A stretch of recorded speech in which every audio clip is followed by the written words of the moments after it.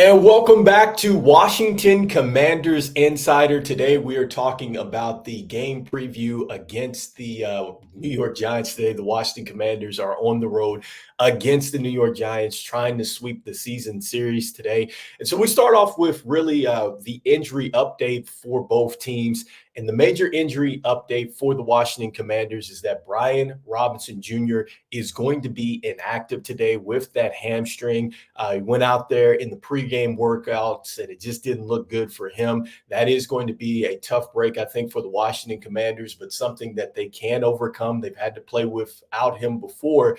Look, he ran for a career best 133 yards on 17 carries against New York in September. So that home game, in which we won, he's got 461 yards and 6 touchdowns this season. So he has certainly been an impact for this offense. And I've said it before, I think the Washington Commanders are very good when they get into their identity of running the football between Jaden Daniels, Brian Robinson Jr., Austin Eckler, Jeremy McNichols. Like, all these players definitely play a hand in what is going on for the Washington Commanders as far as controlling the football game. And so another key inactive today for us, just looking at the injury report, is Cornelius Lucas. All right. And so he generally comes in and he rotates with Brandon Coleman. So Brandon Coleman is playing today, which is a good sign.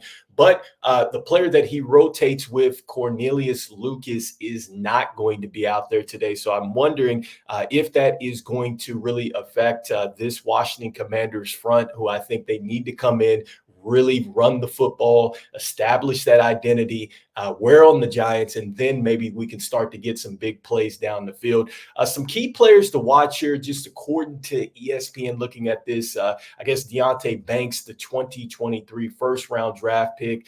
He was benched last week against the Steelers. I guess he is starting in this game. Obviously, he is going to be tested, I think, by this Washington Commanders team. You have Terry McLaurin out there. I think he is going to test him. Then also, too, Noah Brown, Zach Ertz. So certainly I think the Giants are going to need to have everybody on deck for this secondary, but that is a key matchup out there. So let's see if the Commanders can take advantage of that.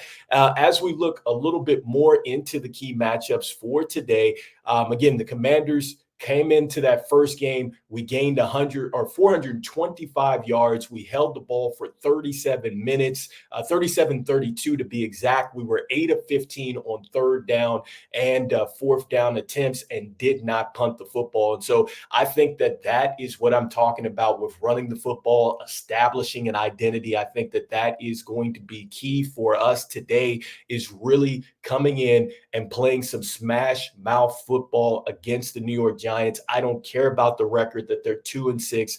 This team is definitely going to want to win this game. It is a division game, and this is something that I know the Giants definitely don't want the Washington Commanders to come in and make it happen today at home. And so here is just some key stats for the Washington Commanders going into this one. Look, Washington is 4-0 at home for the first time since 1978 and is 2-2 on the road. Washington has not started 7-2 since 1996. I think Gus Frerotte was the starting quarterback then. The Commanders are the 4th team since 1950 and the first since the 2016 Cowboys to win 6 of their first 8 games starting a rookie quarterback. Daniels had a career high 326 passing yards against the Chicago Bears last week. Some of the things for the Giants here: Daniel Jones threw for 264 yards against the Steelers. He had 2 touchdown passes, no interceptions against Washington in September. And then also, too, we have Tyrone Tracy Jr., who did make it out of concussion protocol. So that is a huge boost for the New York Giants. He had 145 yards rushing, was the highest total by a Giants rookie since Saquon Barkley ran for 179 yards at Washington on December 9th, 2018. And so, look, that is going to be a huge boost for the Giants. They obviously are going to want to get the football into his hands, and they're also going to try to get us with Malik Neighbors. He is also active for this game. And so, those are some of the key takeaways here. My last takeaway in this game is that the Washington Commanders, when they get in the red zone, let's make sure that we finish with touchdowns, not field goals. Hopefully, we learned from last week. If you're kicking field goals, yes, you want to put points on the board, but with a touchdown, a team is right back in it. And with our defense and the way it has been, give them credit because they have gotten better each week out there. But we cannot put our defense in a situation where they are going to have to get the stop in order to win the game. Right now, the Commanders' defense, they're 13th overall, but we are 25th against the rush, which is something the New York Giants are going to lean heavily on. That is something that we have got to focus on today. Take that run away and make it tough for Daniel Jones. Make him pass the football, because right now we have a pretty good ranking against the pass. And so we have got to make sure that we take care of business here. The Giants are a very good red zone defense. So that is something that the Commanders are going to have to push today. And so with that being said, I like the Commanders in this game. I think we are +4. I think right now, I think we're a 4-point favorite, if I'm not mistaken, in this game. But I think that the Commanders could definitely go ahead and get this win today. I think it is just going to be a matter of continuing to go to our identity.